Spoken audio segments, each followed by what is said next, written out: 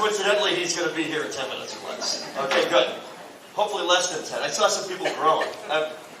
It's going to be all right. My name's Steve Marchand. If you like state or local politics, we may have crossed paths. And if not, then that's on me. I used to be the mayor of Portsmouth, New Hampshire. Coincidentally, he's going to live on the seacoast, and I was good for governor. Hopefully less than 10. I saw some people growing last year. It's going to be all right. My name's Steve Marchand. If you like state or local politics, we may have crossed paths. And if not, then that's fine. There would be I used to be mayor of Portsmouth. Coincidentally, he's going to live on the seacoast. But the good news is, I'm not intimidating at all. I saw some still last year. What happened? All right. Last year, and it was a year ago, coincidentally, town of Bedford, today. A year ago today, I sat down for the first time with Andrew Yang for a cup of coffee at the Bridge Street Cafe off of Elm in my hometown of Manchester. I knew him, but I didn't know much about him, to be honest. And 5 minutes in, I knew at a minimum we were going to be friends at the end of this conversation. So he checked some boxes for me very early. Let's see, 44-year-old, first-generation American, father of 2, really likes math. Holy crap, that was me! It was me, and we connected immediately. The balance of that hour ended up being the moment that I went from, I'm going to be friends with this guy, to, I think this guy could be president. And I think that'd be a good thing. And then we took the next couple of months, kind of talked a lot of politics. We did some campaigning in the North Country. I got family way up in Pittsburgh. Anybody from Coos County here? Anybody? Yeah, Coos County. It's okay. There's a tone to that. It's a good thing. It's a good thing. It's beautiful up there. And we took him around and took him snowmobiling. You can't be president if you haven't been snowmobiling. And then in early April became a national advisor for him. Still here in New Hampshire, but everything from doing some debate prep to some policy to South Carolina, it's been a blessing. When we connected, he was in 16th place. And after that meeting, back in January, we walked down Elm Street where he had another meeting. And I had just run for governor, and it was my hometown. So we bumped into some folks that I knew. And they said, hey, Steve, who's your friend? I'm like, he's running for president. That's my friend. Well, now we walk down Elm Street in Manchester, and folks go, hey, Andrew, who's your friend? And that, in my estimation, counts as progress. And all of a sudden, he's not in 16th place and a relatively anonymous guy in New Hampshire. Anybody seen any TV ads for Andrew Yang? Because we're paying money. All right, you like that? Good. Now he is as high as tied for 4th place nationally. We raised $16.5 million in the fourth quarter, with much more to come. And consider this, in Q1, first quarter, 2019, the entire quarter, 3 months, he raised $1.7 million. On New Year's Eve day, we raised $1.3 million. That also counts as progress. So one of the key moments that I realized the light bulb went on that this guy had a chance was in late March we did a town hall in Plymouth, Common Man in Plymouth, kind of a book talk. And at the end of it I realized I was looking at this incredibly politically, ideologically diverse crowd. I saw Trump voters who were literally wearing it on their chest, MAGA. I saw Clinton voters. I saw people like me who had been Bernie supporters in 2016. I saw Gary Johnson people and Jill Stein people and never voted before people and I'm never going to vote again people. Those people are pretty obvious, it turns out. And he was turning on a more diverse ideological coalition than I had seen in my almost 20 years of political activism in New Hampshire Democratic politics. So after the event was over, I went to one gentleman who had the classic red with white lettering, Make America Great Again t-shirt. And I said, sir, you have just sat through an hour and a half of a young Asian American man who is trying to give every citizen 18 and older $1,000 a month for the rest of their life. Have you attended the correct meeting? And his answer was a light bulb moment. It was, hell yeah, I'm attending the right meeting, because it turns out after, at that point, 2.5 years of the Trump administration, he realized that Donald Trump was the wrong answer to the right question. And that Andrew Yang was the right answer to that right question. And so, if you're at all intellectually curious, you probably are thinking what I thought at that moment. What the heck is the right question? And here it is. It's a question that not enough American politicians are asking. Precious few of the other Democratic candidates running for president are asking. And it's this. How come at a time when GDP, record high, stock market, record high, unemployment, record low, inflation, record low, how can it be? We have been told our entire lives, any Econ 101 class, this is dogma. When these things are the case, you should be feeling unprecedented levels of economic prosperity, of personal and familial economic security. You should feel like your kids are destined for bigger and better things than you could ever have imagined. But this is also true. If you were born in the 1940s, good for you. 93% of people born there could say that their children were going to have a higher standard of living than they did. If you were born in the 1990s, that number is now under 50%. So, all these things I just told you. He goes, how can all these numbers be what they are, and yet the vast majority of Americans feel like they are walking on an economic tightrope with no safety net underneath? That is the reality of America today. And if we, I say we as a lifelong Democrat, if we as a Democratic Party believe that the only way, or the best way, that we're going to beat Donald Trump in 2020 is to simply be the party of not Donald Trump, we run the risk of doing in 2020 what we did in 2016, and then acting very surprised the day after that we got the same result from the same process. The only way that we win is if we present ourselves as not against things, or simply against things. I have turned on Andrew Yang and his candidacy because more than any candidate I have seen in a generation, he speaks about what he is for. He defines America by what it can be. The best of what we can be, rather than worst of what we have been.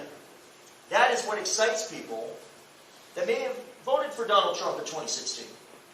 The percentage that are open for change. They desperately want maximum change. But they now realize that the change that they asked for was not exactly the change that they wanted. And the way that we're going to defeat Donald Trump, who is an outsider who does not have his act together, will not be with an insider. It will be with an outsider who has his act together. And ladies and gentlemen, that person is Andrew Yang.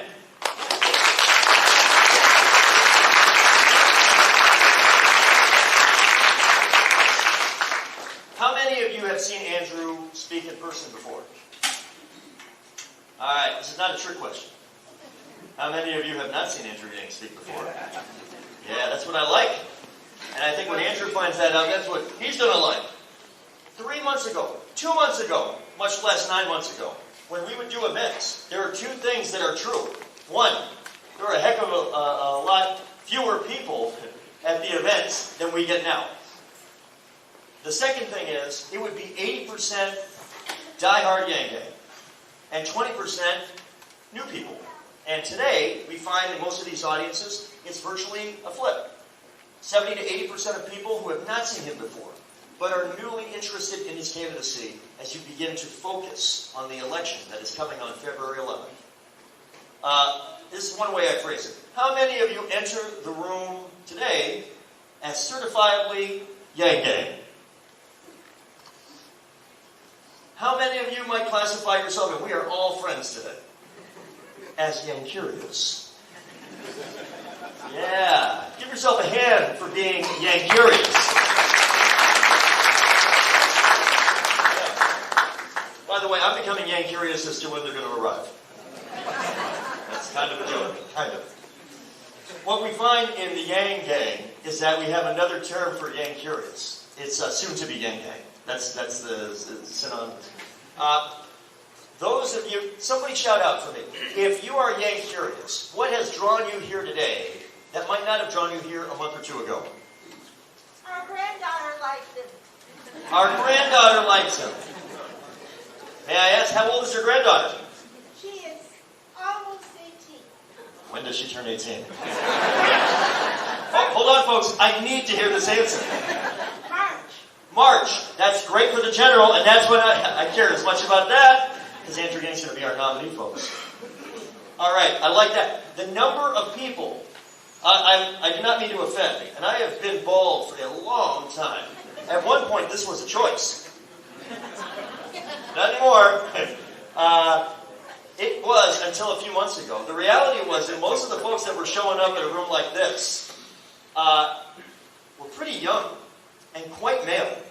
And while I'm a relatively young and quite male person, the reality is that we had to diversify in order to grow our coalition. And what I see here are folks that are now saying, it is my kids, it is my grandkids. They're the ones that got me turned on to at least take a look at Andrew Yang. And indeed, I think the way that we win the election, obviously, is by pulling in people that maybe weren't too excited in 2016, or in some people's case, were not eligible to vote in 2016. But can get them excited for a generation. When you get young people excited to vote, you typically keep them engaged for the rest of their life. It's one of the reasons why Andrew supports actually lowering the voting age to 16 years old, because the data are very clear on this. When you get young people involved in the voting process in their teens and 20s, you probably got them for a lifetime. And there are other elements of civic engagement that follow suit.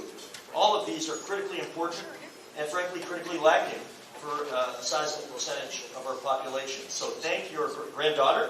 Thank your granddaughter. Okay, and when we come back, where does she live? I'm putting you on the spot more than you planned. Lincoln University, Pennsylvania. Okay, Pennsylvania is a swing state. Huh? All right. I like that. I like that. Please, staff. All right. Somebody else, tell me why you were Yang curious and you are here today. Humanity first. Humanity first. How many of you have heard that as part of Andrew Yang?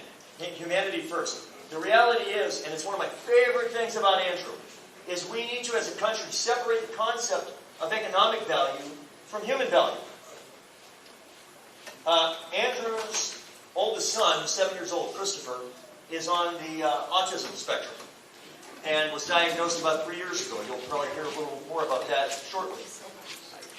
One of the questions, as I've become more exposed to the conversation about autism through this campaign, is when we see a child with special needs, we often do not think very much about the fact that that will one day be an adult with special needs.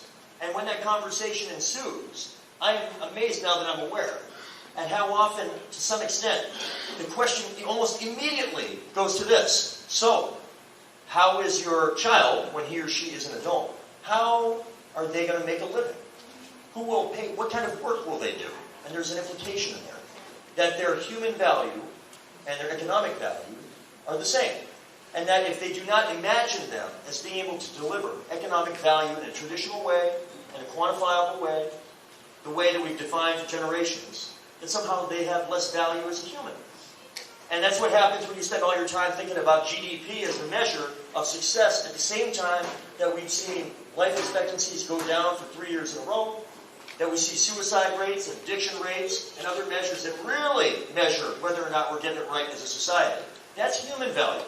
And one of the things that really got me into Andrew early is he talked about these in very real ways. And it is indeed one of the mantras of this campaign of humanity first, and you'll hear that as well when he gets here, hopefully before dinner. Shout out something else. Curiosity. Oh, guess what? Hold it to yourself. Save it for the Q&A. Talk to the press after. I'm going to quickly introduce, yes?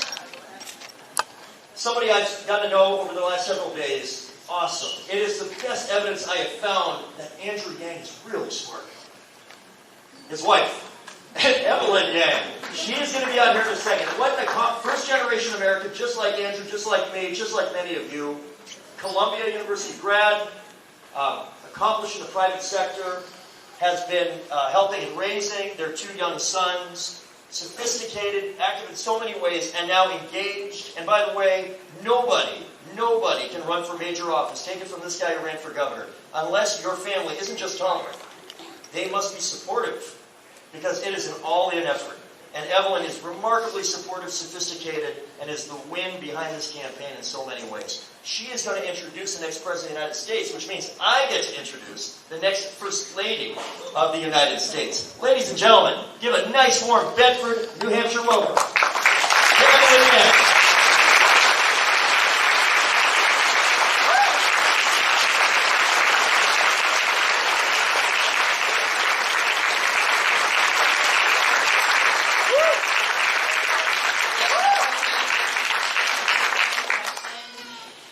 So much for coming out today. I've only recently started joining Andrew on the trail because, as Steve mentioned, we have 2 young boys at home who keep me pretty busy.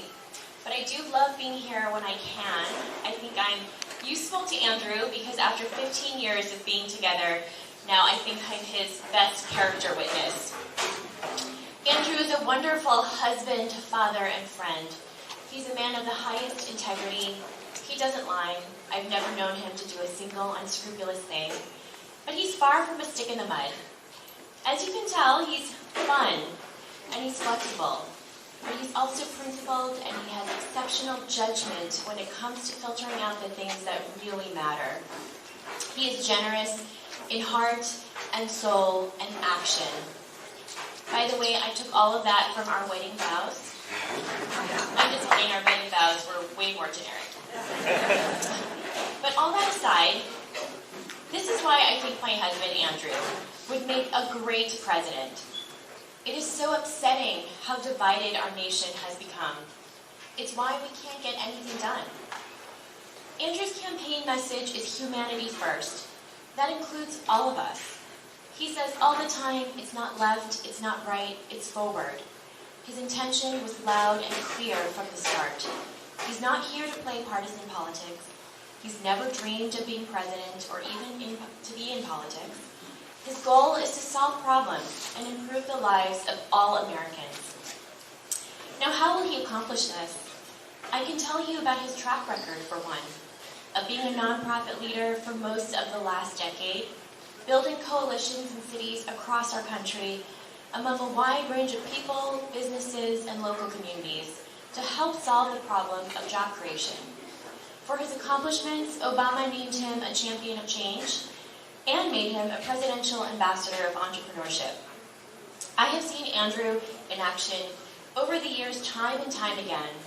Andrew is phenomenal at building bridges, at uniting different people behind a common cause, at communicating what is at stake, at setting people up to succeed. His intellect and energy are unquestionable. But he has something else. I mean, a lot of people in politics are smart. But Andrew has a very unique combination of characteristics. And to put my finger on it, I would call it authenticity, transparency, and humor. His humor and humility are transformative. It enables all kinds of people to want to work with him and trust him. You just can't invent this stuff if it's not genuine. That is the promise Andrew would bring to the White House. People before party, common sense before ideology, and the ability to work with everyone to get things done. While 15 years ago, I may not have thought to myself, this man is going to be president. Today, the very same qualities that made me fall in love with him have me absolutely convinced that Andrew is the best person suited to lead this country in the 21st century, because the stakes have never been higher. Americans right now know that things aren't all right. Too many people are being left behind. Too many American families are struggling to make ends meet. We have women who are financially dependent and stuck in abusive situations. We have children who are hungry and homeless in the United States of America, where we have so much wealth concentrated in just a few places. This shouldn't be acceptable to any of us. Yet Andrew is the only one addressing poverty in any meaningful way.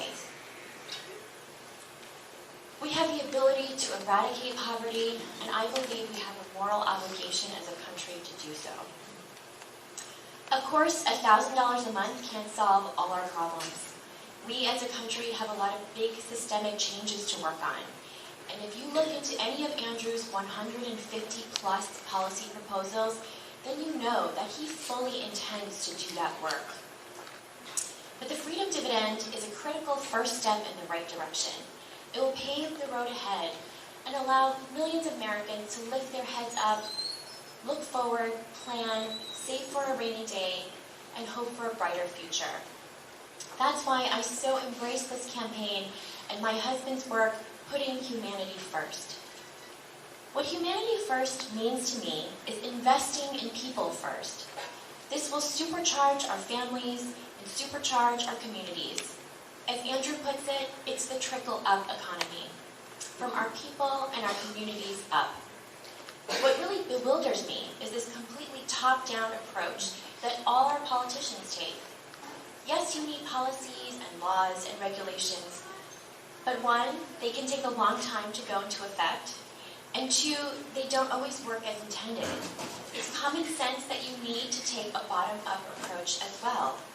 What about putting resources directly into people's hands so that they can make the best decisions for themselves and for their families? Andrew is the only one talking about tackling the greatest issues we face as a country in a people-centered way. It's why the more you hear from him, the more you want to hear from him. He makes too much sense. And then you realize this is what we've been missing in politics. Now, the man you've been waiting for, please join me in welcoming the next President of the United States, my husband, Andrew.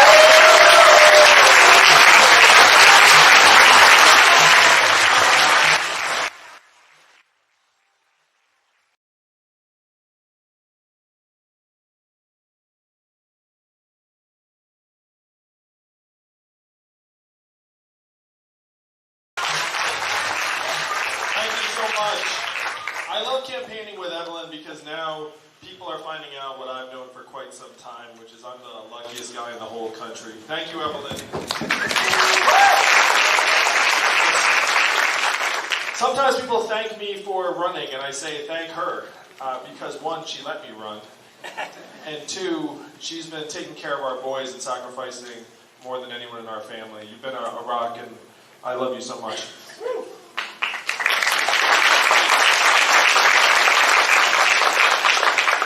I love campaigning here in New Hampshire for a number of reasons. I went to high school here in the state. How many of you knew that? Yeah, I graduated from Phillips Exeter Academy in 1992. They had me back to speak about 7 months ago, and I told them I have not been back since graduation because I did not have a good time. And then the student body erupted in applause, and I was like, oh, it's not my intended reaction. So after I graduated from Exeter, I went to college in Rhode Island at Brown University, not far from here. And then I went to New York City, went to law school, became an unhappy lawyer for 5 whole months. And then I left to start a business. How many of you all have started a business or organization or club or mailing list? Raise your hand on that. So if you have your hand up, you know a couple things. Number one, it's much harder than anyone lets on. And number two, when someone asks you how it's going, what do you say? Great. It's going great. My business went great until it failed. My parents told people I was still a lawyer because they're Asian, among other things. But I've been bitten by the bug. I worked at another small company, and then another, and then I became the head of an education company that grew to become number one in the U.S. and was bought by a bigger company in 2009. Now, in 2009, we were still in the midst of the financial crisis. How many of you were here in New Hampshire in 2009, 11 years ago? And how was that period here in your part of the state?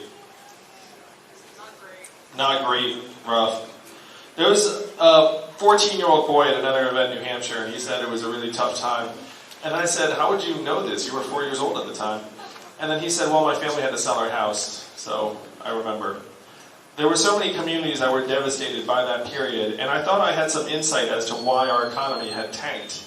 It was in large part because so many of the wannabe whiz kids I'd gone to Exeter and Brown and Columbia with had gone straight to Wall Street and come up with mortgage-backed securities and exotic financial instruments and derivatives.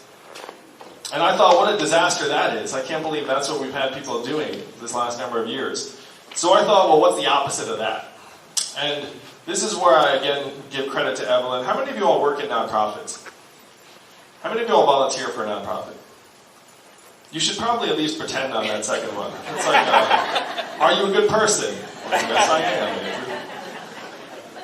So I said, hey, Evelyn, how about I leave to start a nonprofit that would help train entrepreneurs to create businesses and jobs in places like Detroit, Cleveland, Baltimore, Birmingham, Pittsburgh, and other cities that could use a boost. So those of you who will raise your hand when you work in nonprofits, how the heck do you start a nonprofit? Well, here's how I started Venture for America. I put up some seed money for the organization, and then I started calling rich friends with this question. Do you love America? The smart among them said, what does it mean if I say yes? And I said, at least $10,000. And then 12 people said, I love America for $10,000. So I thought you did. So we started with a couple $100,000, grew to the millions, helped create several thousand jobs in 15 cities around the country. So I ran this nonprofit that I'd started for 7 years. And because of our success, we were honored multiple times by the Obama administration, so I got to bring Evelyn to meet the president. My in-laws were very excited about me that week. I'm like, she did all right.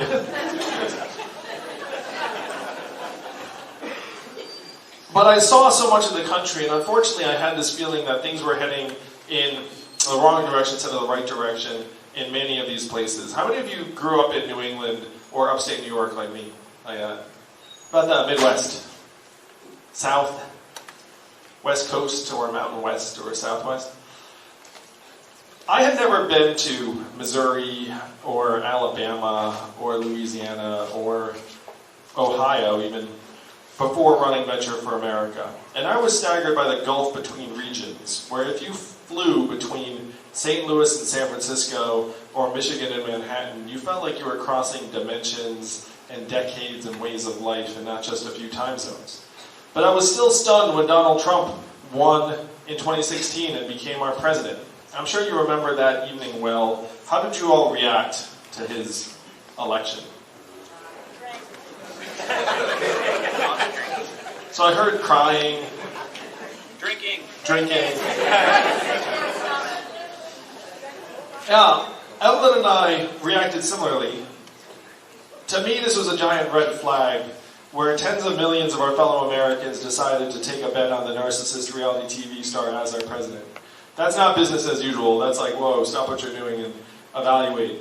So, all of us, even if we reacted with tears or alcohol, have family members and friends and neighbors that celebrated his victory. Now, if you were to turn on cable news that night or any night since then, why would you think that Donald Trump won and is our president today? Disinformation. Racism. Funding. Russia. Comey. Hillary Clinton. Disenfranchisement, The Apprentice, media, emails. Wow, it's the Russians. Always trying to mess with my events. So all of these elements all mixed together and said, this is why he's our president. Hillary Clinton, emails, Russia, racism, Facebook, FBI, Electoral College, like all mushed together. But I'm a numbers guy, Bedford, and I went looking in the numbers for an explanation, and I found it. We automated actually, 4 million manufacturing jobs over the last number of months. And where were those jobs primarily based? Michigan, Ohio, Pennsylvania, Wisconsin, Missouri, Iowa, all the swing states that Donald Trump needed to win and did win. And if you doubt this, there's a straight line up between the adoption of industrial automation in a voting district and the movement towards Trump in that district. It's one of the strongest correlations you can find anywhere in the voter data. And you may have experienced this or know people who have experienced this directly because it happened here in New Hampshire a bit earlier. You all lost over 12,000 manufacturing jobs, primarily in the northern part of the state. I have been to those towns. And after the plant or mill closed, then the shopping district closed, then people started to leave and the school shrank, and that community has never recovered. I've seen the same thing play out in Missouri and Michigan and Ohio and Western Pennsylvania. And unfortunately, what happened to those 4 million manufacturing jobs is now shifting to other parts of the economy. How many of you have noticed stores closing around where you live here in New Hampshire? And why are those stores closing? Amazon. That's right. Amazon is sucking up $20 billion in business every single year, causing 30% of our stores and malls to close. The most common job in the economy is retail clerk. Average retail clerk is a 39-year-old woman making between $8 and $10 an hour. What is her next job when the store closes? How much did Amazon pay in taxes last year? Zero. That is the math, Bedford. 20 billion out, 30% of stores and malls close, most common job starts to disappear, and we get zero. Now, we all see the self-serve kiosks in the fast food restaurants and the CVS and the grocery store, but it's even more pervasive than what we see every day. When you all call the customer service line of a big company and you get the bot or the software, I'm sure you do the exact same thing I do, which is you pound 000, say human, human, representative, representative, representative, like over and over again, until you get someone on the line. Raise your hand if that's what you do. Oh yeah, we all do that. And they're like, please let this company still employ a human after I pound this button long enough. But in 2 or 3 short years, the software is going to sound like this. Hey Andrew, how's it going? What can I do for you? It'll be fast, seamless, peppy, efficient. What is that going to mean for the 2.5 million Americans who work at call centers right now making $10 to $14 an hour? How many of you all know a truck driver here in New Hampshire? It's the most common job in 29 states. There are 3.5 million truck drivers in the U.S. My friends in California are working on robot trucks that can drive themselves. A robot truck just transported 20 tons of butter from California to Pennsylvania with no human intervention 2 weeks ago. Why 20 tons of butter? I have no idea. But if you Google robot butter truck, the story will pop up. And then there'll be a giant stack of pancakes in Pennsylvania. They say they're 98% of the way there. After they get that last 1 or 2%, what does that mean for the 3.5 million truck drivers, or the 7 million plus Americans who work at truck stops, motels, and diners around the country that rely upon the truckers getting out and having a meal every day? You can think about our highway system as a circulatory system, and the trucks are like blood cells carrying cargo. But they also carry economic vitality, where almost 10% of the jobs in the state of Nebraska support trucking and freight. What will happen to those jobs in Nebraska when the robot truck does not need to stop in Nebraska anymore? We're in the midst of the greatest economic transformation in the history of our country, what experts are calling the 4th Industrial Revolution. When's the last time you heard a politician say, 4th Industrial Revolution? Just now, 3 seconds ago. And I'm barely a politician. So these are the numbers that I was finding in 2017. Trump wins, I'm like, oh my God, stop the press. Here I am being celebrated as Mr. Job Creator, Entrepreneur Guy. I've had this sinking feeling that I've been pouring water into a bathtub that has a giant hole ripped in the bottom. The water rushing out of the bottom of the bathtub has given us Donald Trump. And now it's really about to take off because AI and robot trucks and 5G and the rest of it's about to actually start hitting in earnest. So I then go to our leaders in DC and I say, hey, we're scapegoating immigrants for problems immigrants have next to nothing to do with. It's the 4th Industrial Revolution that's about to speed up. What are we going to do to help our people manage this transition? And what do you think the folks in DC said to me when I said, what are we going to do? Learn to code. It's actually, joke, but that's actually, I think another candidate said that just the other day. At another event in New Hampshire, someone, when I asked that question, made the Scooby-Doo noise. They were like, oh.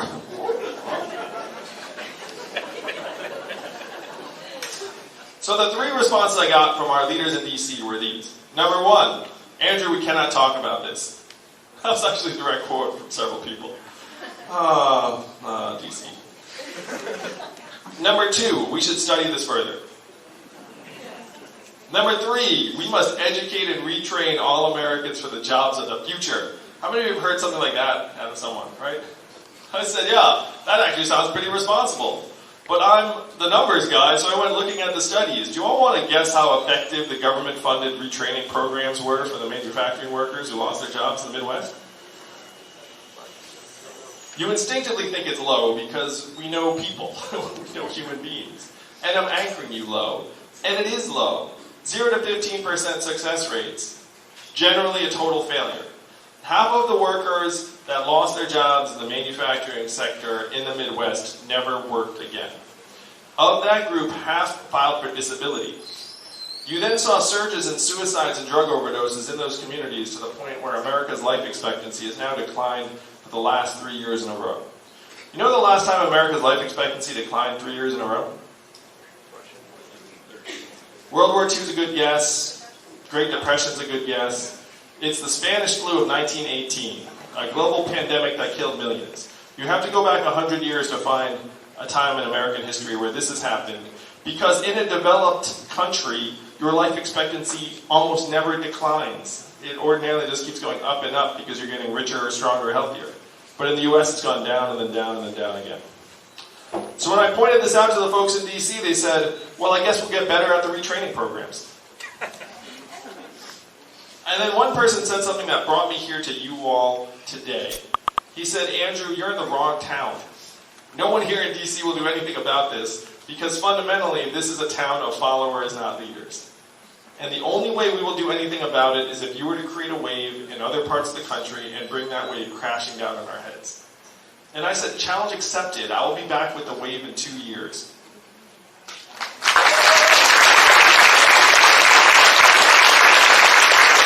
Now, Bedford, you may not know this, but you are the wave. You are the most powerful people in our country today. I know it does not feel like it. You're just living your lives, doing your thing, showing up to your local intermediate school on a Saturday afternoon because you thought the weather was going to be worse than it is. But I've done the math. Do you know how many Californians each of you is worth in terms of voting power? 1,000 Californians each. So if you look around this room today, I'm going to give a Trumpian estimate. There are 1,000 people in this room. Easily. Biggest room.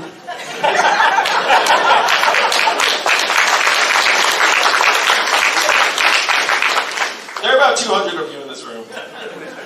But 200 New Hampshire voters is the equivalent of 5 football stadiums full of Californians. That's the power you all have to change the course of history in this country. That's why it's such a pleasure and privilege to campaign here, because of this power that you all have. You have the power to do something that other Americans only dream of. Other Americans look up and they see our government as a set of pipes that are just clogged full of millions of dollars of lobbyist cash. And they look up and they say there is nothing that they can do to flush the pipes clean. And they are right. There is next to nothing they can do. Only you can do it. Only you can flush the pipes.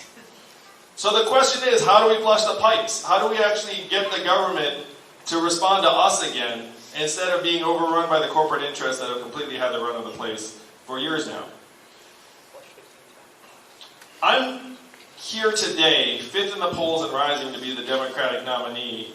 I didn't really. Our campaign raised $16.5 million in the last quarter in increments of only $35 each. So my fans are almost as cheap as Bernie's. But there are a lot of them. And that's zero corporate PAC money. I don't owe anyone anything except the American people.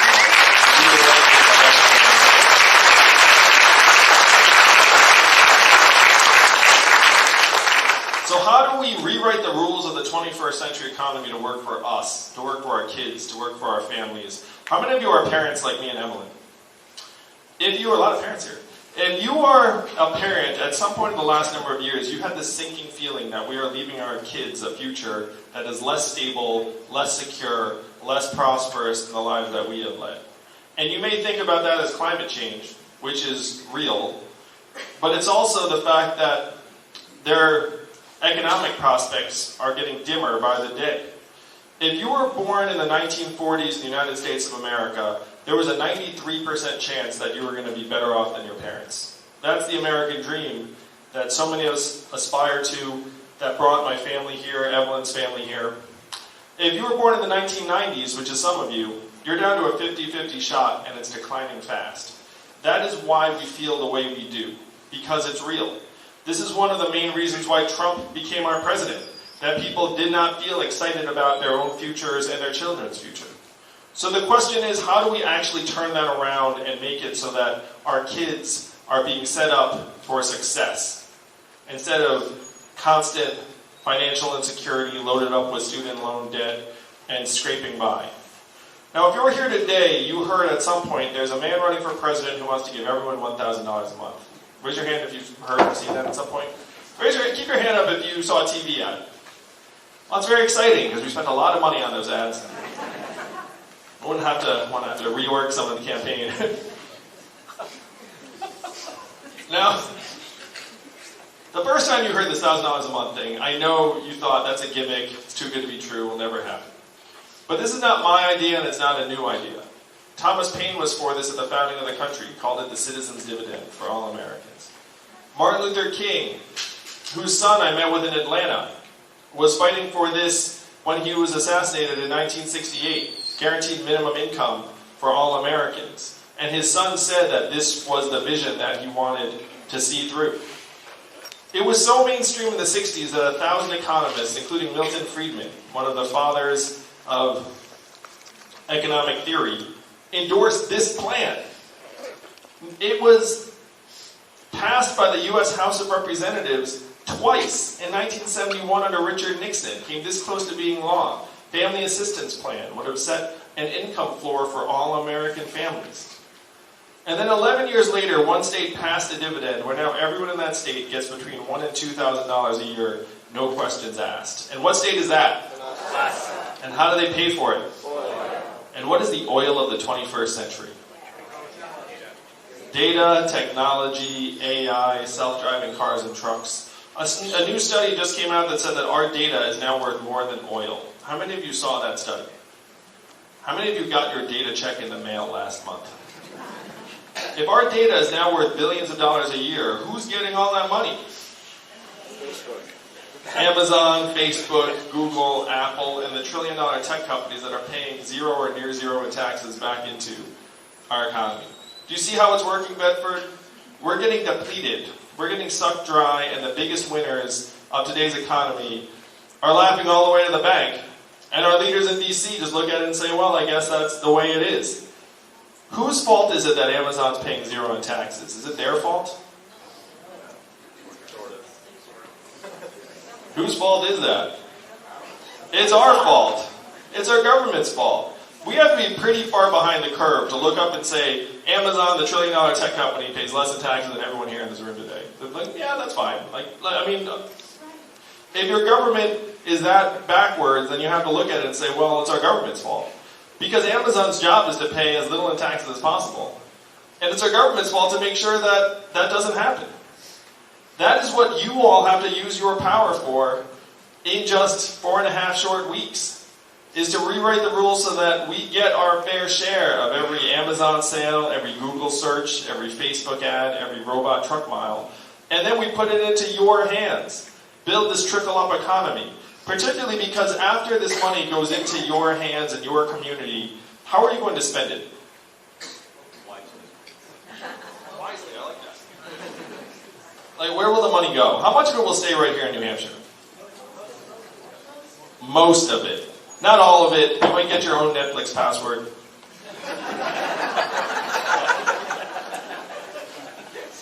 But most of it would go to car repairs you've been putting off, and daycare expenses, and Little League sign-ups, and local nonprofits, Democratic Party dues perhaps, religious organizations. It would make us stronger, healthier, mentally healthier, and it would make our communities function much, much better, almost immediately. This is a vision that you can all make real in February. That's why it's so much fun being here, where we can actually make all of this happen for our families and our kids. We're being told all the time right now that things are going great in our country. Corporate profits, record highs, GDP, record highs, headline unemployment looks great. But then many of us are looking around saying, I'm not sure if things really are going that great in my community, in my state. We have record high corporate profits right now. You know what else are record highs in the United States of America today? Stress, anxiety, financial insecurity, depression, mental illness, suicides, drug overdoses. All at record highs. You know what are record lows? Starting a business if you're a young person, getting married for anybody, having kids for anybody. Does this sound like a prosperous society? If you have corporate profits going up and life expectancy going down, which do you listen to? We know which one DC is listening to. DC can't even see people in life expectancy. It just is staring at the money. Washington, D.C. today is the richest city in our country. Think about that. What do they produce? Whatever they're producing, business is good. Donald Trump wanted to drain the swamp, and that actually got a lot of support among Americans. I don't want to drain the swamp. I want to distribute the swamp. And what do I mean by that? Why are you employing hundreds of thousands of people in the most expensive metro area in the country? Why wouldn't you move some of those jobs to New Hampshire, Ohio, Michigan, Wisconsin, or another place? You'd save billions of dollars. You'd add jobs in a place that would be thrilled about it. And I would argue that the decisions that the regulators make would be better because they'd live someplace normal instead of in a bubble. So these are the things that we can do to try and actually get our economy lined up with our communities. I know how our economic measures don't actually tell the real story, in part because of my own family and Evelyn.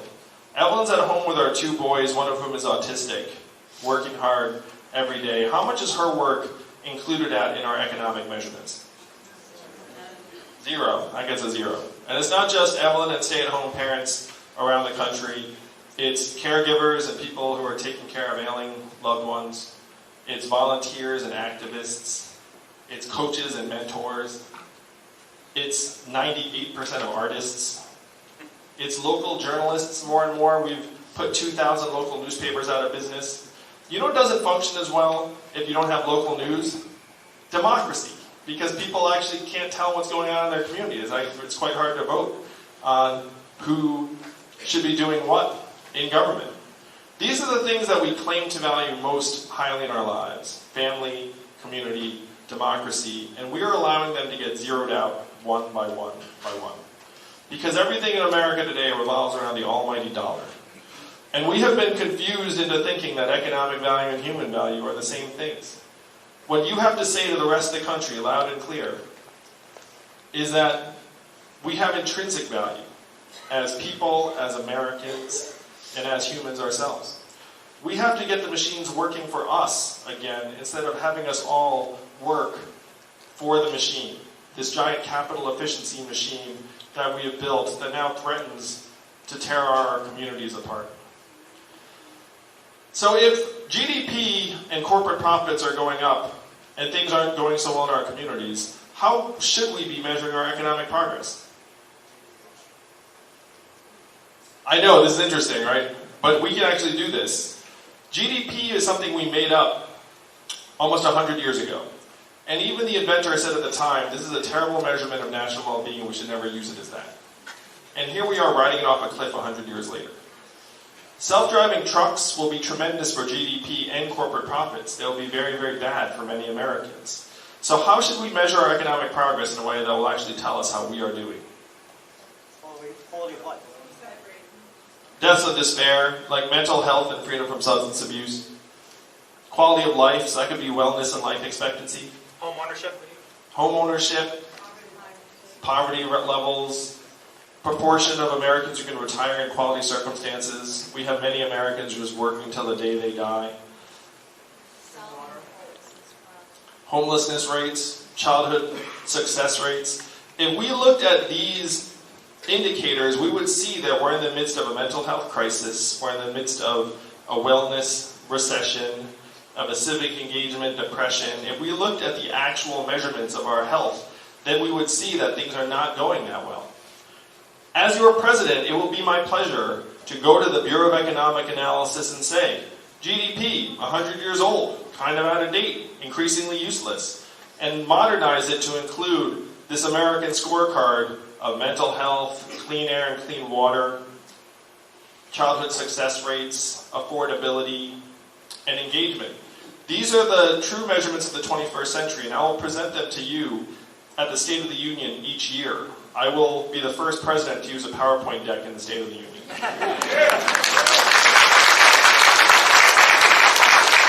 And then we'll send it to all of your emails now. So this is how we build a human-centered economy that works for us. We don't have unlimited time. Time is not working in our favors. If we do not make this move now, what happens over the next 4 years? More of the stores close, the AI gets smarter, the self-driving trucks start hitting the highways. We have to turn this tide right now. Donald Trump is our president today because he had a very simple message. He said he was going to make America great again. What did Hillary Clinton say in response? America is already great. Remember that? It's been a long 3 years, Bedford, I know. But it's about to end.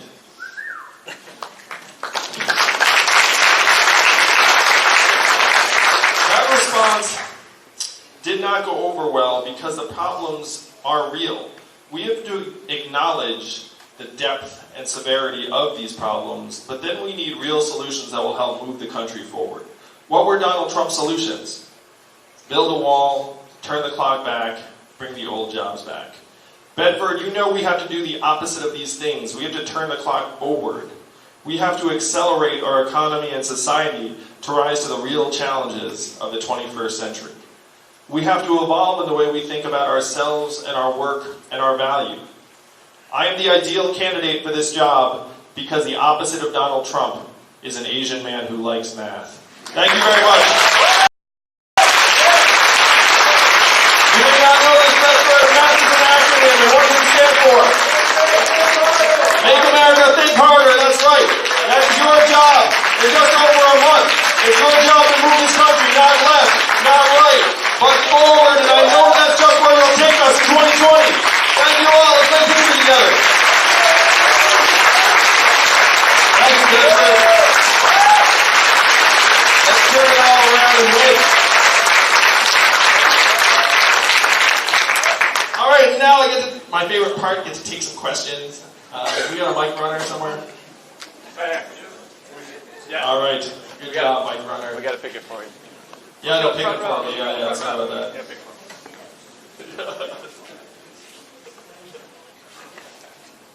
Thank you for taking my question.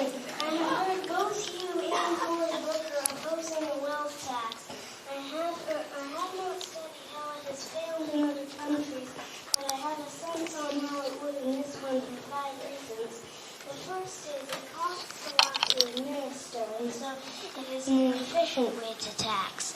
The second is it's very hard to determine how much value something has unless it is just money. A third is it encourages people to spend instead of investing and building a business. A fourth is it taxes the same money over and over again and erodes the money you have to tax. The fifth of inflation, unless the wealth tax shapes to inflation, it erodes the money that people have, putting the cash gets lower, and there is no money to tax. And my question is a two-part question. Do you have any more reasons why a wealth tax would fail? And the second is, what kind of tax would you decide to have that would not tax poor people more than rich people?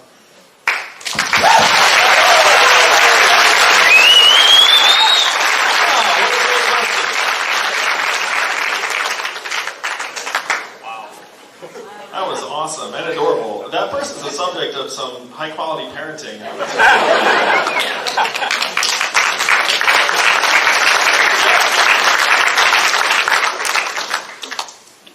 So we're in the midst of this winner-take-all economy, and the question is, how do we balance it and turn it around? Bernie and Elizabeth champion a wealth tax, which I understand and even agree with in spirit. But I'm a facts and figures guy, and when they rolled out a wealth tax in Germany, France, Sweden, Denmark, and half a dozen other countries, it didn't work, and then they repealed it in all of those places. So, to me, if we don't learn from the experiences of other developed countries who tried something, do we think the wealthy in America are somehow more excited about participating in a wealth tax than the wealthy in Germany, France, Sweden, Denmark? They're probably worse, if anything, right? like that would have to be the argument you make, is like, it's going to work better here because, and it's like, why? Because like our wealthy are like somehow different than their wealthy. So the question is, how do you actually turn that around and balance the economy in a meaningful way? And the way I would do it is through this value-added tax that falls most heavily on the tech companies like Amazon, Facebook, Google, and the gang. And the example I use is Jeff Bezos. So Jeff Bezos is worth $115 billion post-divorce. It's no judgment. So that's a lot of money. If you ratchet up the income tax, let's say to 75%, how much of his $115 billion do we get? Next to nothing, because he's not dumb enough to pay himself $10 billion a year and then let us get $7.5 billion. He's just going to pay himself enough to just satisfy his lifestyle. So the wealth tax would not be ideal. What I'm proposing is we have a transactional tax on his $1 trillion tech company Amazon, and you take a toll as it's coming in, which would be the equivalent of hundreds of millions of dollars from Jeff. And then when he takes $1 billion out of his wealth every year and buys rocket ships to Mars, which he actually does in real life, that's not made up, you can look it up, you take a toll on that too. Essentially you take tolls on like the high-end transactions that are fueling many of these tech companies. If you did this, you would generate $800 billion plus in new revenue almost immediately, with a big up arrow attached to it, because a lot of the value that's going to get generated is going to be, let me throw this out there. Let's say we have self-driving trucks. How much tax revenue will we see from that? None. Because the beneficiary will be one of the $1 trillion tech companies that doesn't pay any taxes. So what we have to do is we have to get in there and say, hey, we actually get a tiny toll of every robot truck mile so that we can harvest some of the $168 billion a year in cost savings from robot trucks and get it into our hands. Right now, our corporate tax system is just highly, highly gameable, and the companies are too smart. So if you look around the world and you see other developed countries have figured out that this value-added tax, this toll tax, is almost impossible for companies to game their way out of. If they sell to us, they pay it, and then we get that money, and it makes us stronger. But I love the question so much, and thank you for the research. It's awesome.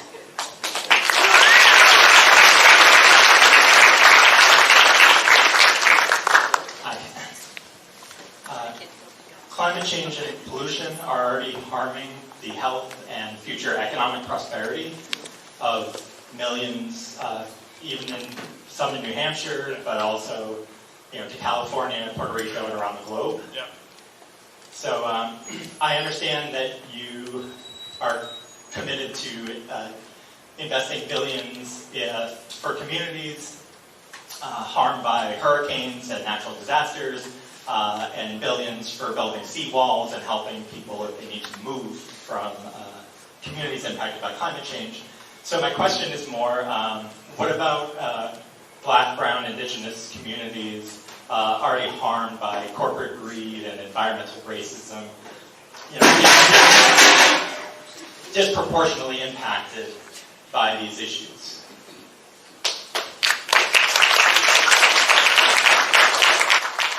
First, how many of you all are concerned about climate change? I am too.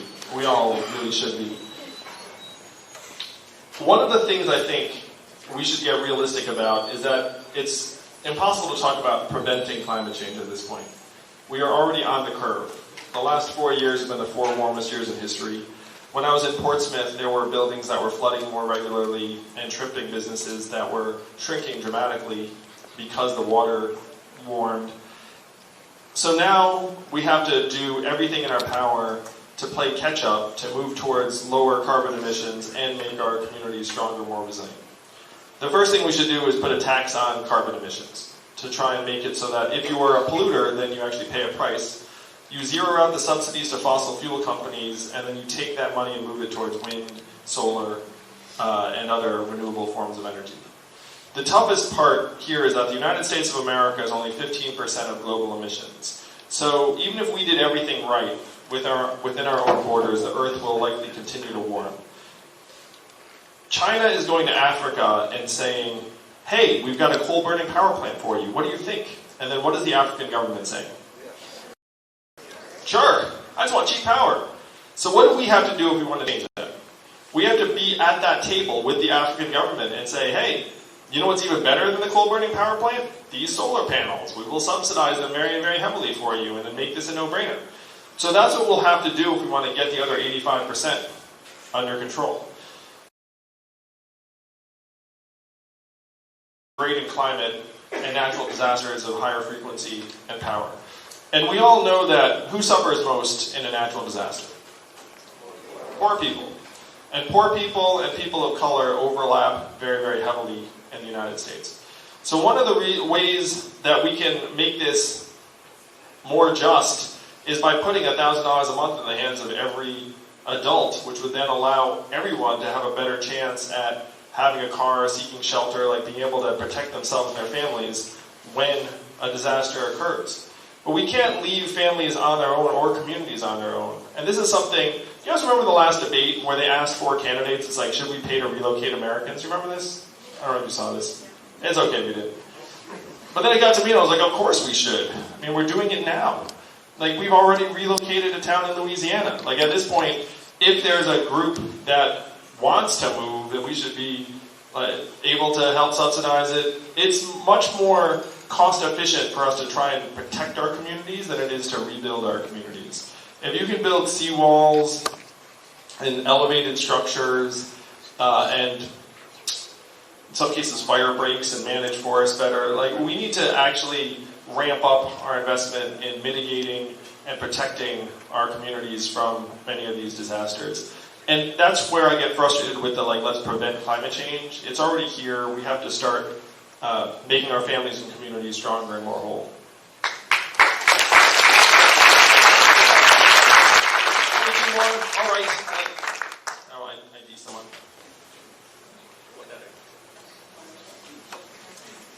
If you become president, what will you do to help people with Alzheimer's?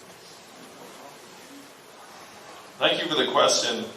Alzheimer's is one of the major sources of not just death, but also dysfunction and pain. I've met so many American families that have struggled with it. And I'm happy to say that we can make significant progress on Alzheimer's. I've talked to researchers who are cautiously optimistic that with some of the breakthroughs that we're now seeing, we can beat Alzheimer's over the next number of years. Under my administration, we would invest billions, tens of billions of dollars to advance Alzheimer's research, because when someone gets Alzheimer's, it's not just that person, it's the family, and that stretches on for years and years. We have to do more to help our families that are struggling with Alzheimer's. So thank you very much for the question. And so you know, my brother is a clinical psychology professor, so I feel very strongly about this. Like, I talk to researchers who are in the field who do think that we can make real progress in the next number of years.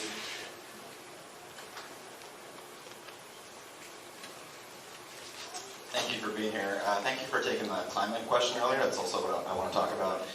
I think it's really the great crisis of our time. I was wondering if you, as president, would instruct your Justice Department to legally challenge oil and gas companies and make them pay damages for the damage that they do to our community. Because right now it's the taxpayer that's footing the bill. So I wondered if you could possibly change that and have oil and gas companies pay for the damages that they incur in our communities. Thank you. It's one big reason why we need to put a price on pollution or a price on emissions. This is one of the great problems in American life, is that If you are a company and you make money and then the cost is borne by the public, then you don't feel it. So what we have to do is we have to build in the costs of emissions into the fossil fuel companies and the oil and gas companies. If you were to put a price tag on climate change, what's it going to cost us? Trillions and trillions of dollars. Someone said everything, which might be right. Thousands and thousands of American lives. So the question is, how do you actually get all of that cost onto the bottom lines of the companies that are helping speed up climate change? And that's what putting a price on carbon is all about. I agree with you, in some cases there might even be higher thresholds of damages. And it's not just the oil and gas companies. You can see it with the drug companies that initiated the opiate epidemic that has ravaged so many communities. You can see it with the gun manufacturers. All of these companies have made money in ways that have had some kind of social cost, and then they don't have to actually bear that cost themselves. So that's something that we have to do our best to change.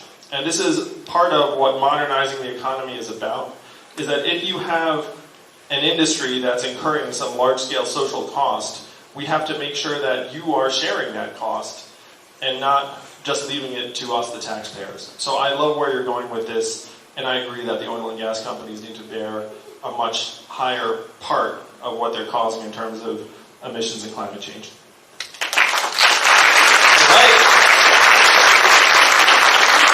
All right. First of all, Bedford, give it up one more time for Andrew Day.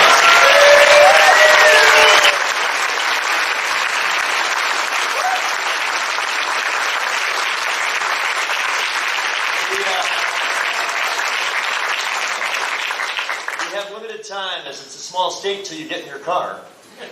And we're off to Hampton and Dover, and then tomorrow we do it 4 more times, and then, the whole thing. So, we only got about 10 minutes now, we can do some gathering here. We're going to be hard pressed to get everybody in a photo, but let's do some quick informal. Please be nice to each other. Get some photos with the next president. We got some interviews after that. And say hello, and then go to our staff or volunteers out here. You can volunteer, phone call, door knock, spread the gospel. February 11th coming up. Thank you again, Bedford. We'll see you soon.